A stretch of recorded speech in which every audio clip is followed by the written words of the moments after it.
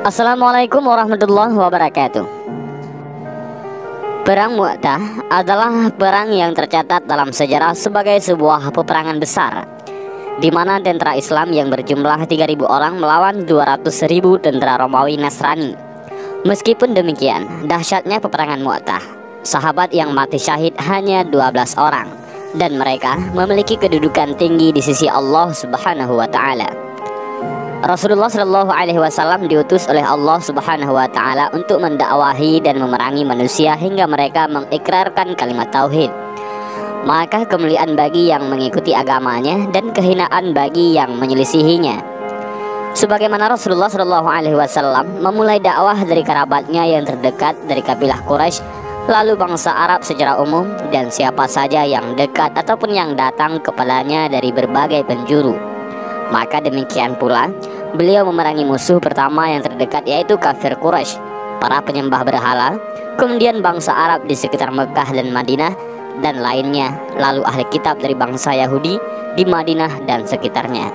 Dan sekarang tiba saatnya untuk memerangi bangsa Romawi yang beragama Nasrani, dan nanti akan tiba gilirannya memerangi kaum Majusi, para penyembah api, dan seluruh umat kafir hingga agama Allah tinggi dan jaya di permukaan bumi di atas semua agama, sekalipun orang-orang kafir benci dengan kemenangan Islam.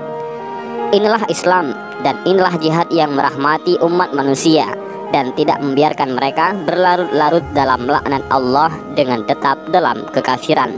Tetapi Islam mengeluarkan mereka dari kegelapan syirik dan kufur kepada cahaya Islam. Rasulullah Shallallahu Alaihi Wasallam bersabda, Allah takjub dengan orang-orang yang masuk surga dalam keadaan diikat rantai besi. Hadis riwayat Bukhari. Maksudnya bahwa mereka tertawan oleh tentara Islam lalu diikat dengan rantai besi, kemudian digiring ke negeri Islam, dan akhirnya mereka masuk Islam sehingga berbahagia dengan surga. Dan termasuk hikmah ilahiyah tatkala orang-orang kafir dari berbagai bangsa tidak bersatu padu dalam satu waktu untuk menyerang kaum muslimin. Tatkala kafir Quraisy memerangi kaum muslimin, maka bangsa Arab lainnya diam menunggu hasil dari Quraisy. Ketika seluruh bangsa Arab dan Yahudi bersekutu memerangi kaum muslimin, maka umat Nasrani diam menunggu hasil peperangan tersebut. Demikian pula tatkala umat Islam berperang melawan Romawi, maka bangsa Persia Majusi diam menunggu hasil peperangan ini, hingga semua bangsa dan semua agama ditundukkan oleh kaum muslimin.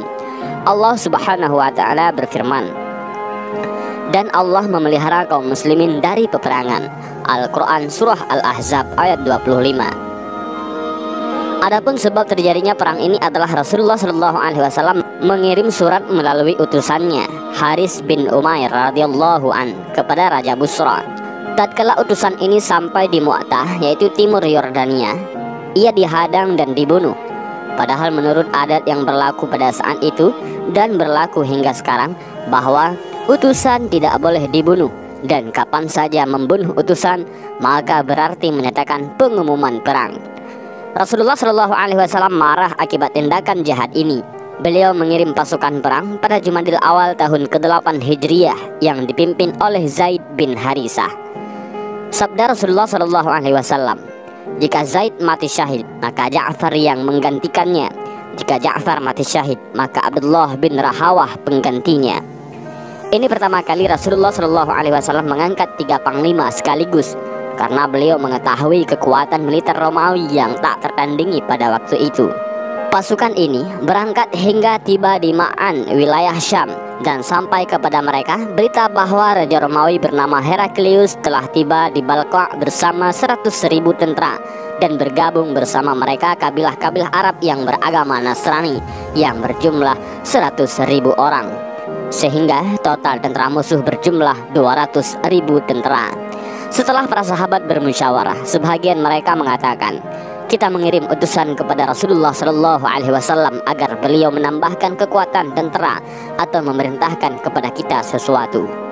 Lalu panglima mereka yang ketiga, Abdullah bin Rahawah radhiyallahu an, menyemangati mereka seraya mengatakan, wahai kaum, demi Allah, sesungguhnya apa yang kalian takutkan sungguh inilah yang kalian cari, yakni mati syahid. Kita tidak memerangi manusia karena banyaknya bilangan dan kekuatan persenjataan, tetapi kita memerangi mereka karena agama Islam ini yang Allah muliakan kita dengannya. Bangkitlah kalian memerangi musuh, karena sesungguhnya tidak lain bagi kita melainkan salah satu dari kedua kebaikan, yaitu menang ataupun mati syahid. Maka sebahagian mereka berkata, demi Allah, Ibnu Rahawah benar. Lalu mereka berangkat sampai mereka tiba di Balqa, tempat musuh berada. Ini menunjukkan betapa besar keberanian para sahabat dalam jihad memerangi musuh-musuh Allah, dan semoga Allah melaknat orang-orang yang memusuh agama Allah. Tentara Islam dan tentara kufur saling berhadapan. Perlu kita ketahui, tentara di medan perang dibagi menjadi 5 pasukan, yaitu pasukan depan, belakang, kanan, kiri, dan tengah sebagai pasukan inti. Tentara musuh dengan jumlah yang sangat banyak mengharuskan seorang tentara dari sahabat melawan puluhan tentara musuh. Akan tetapi, tentara Allah yang memiliki kekuatan iman dan semangat jihad untuk meraih kemuliaan mati syahid tidak merasakannya sebagai beban berat bagi mereka, sebab kekuatan mereka 1:10, sebagaimana digambarkan oleh Allah Subhanahu wa Ta'ala dalam ayat, jika ada di antara kalian 20 orang yang bersabar, maka akan mengalahkan 200 orang. Al-Quran Surat Al-Anfal ayat 65. Tentara Allah sebagai wali dan kekasihnya yang berperang untuk meninggikan agamanya, maka pasti Allah bersama mereka. Adapun orang-orang kafir sebanyak apapun bilangan dan kekuatan mereka, maka ibarat buih yang tidak berarti apa-apa. Peperangan berkecamuk dengan dahsyat. Pusat perhatian musuh tertuju pada pembawa bendera kaum muslimin dan keberanian para panglima Islam dalam maju memerangi musuh. Hingga mati syahidlah panglima pertama, Zaid bin Harisah radhiyallahu anhu. Lalu bendera perang diambil oleh panglima kedua, Ja'far bin Abi Thalib radhiyallahu an.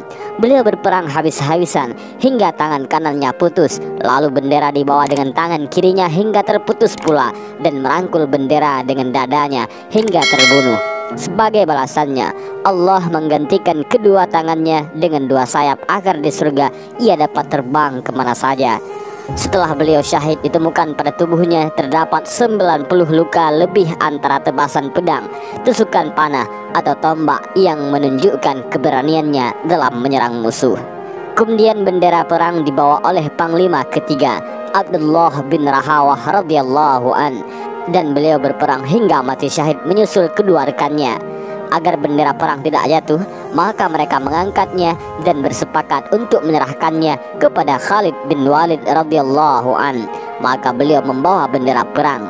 Setelah peperangan yang luar biasa, keesokan harinya Khalid bin Walid radhiyallahu an dengan kecerdasan siasat baru dengan mengubah posisi pasukannya dari semula, yaitu pasukan depan ke belakang dan sebaliknya, pasukan kanan ke kiri dan sebaliknya, sehingga tampak bagi musuh bahwa kaum muslimin mendapat bantuan tentara yang baru dan menimbulkan rasa takut dalam hati mereka dan menjadi sebab kekalahan mereka.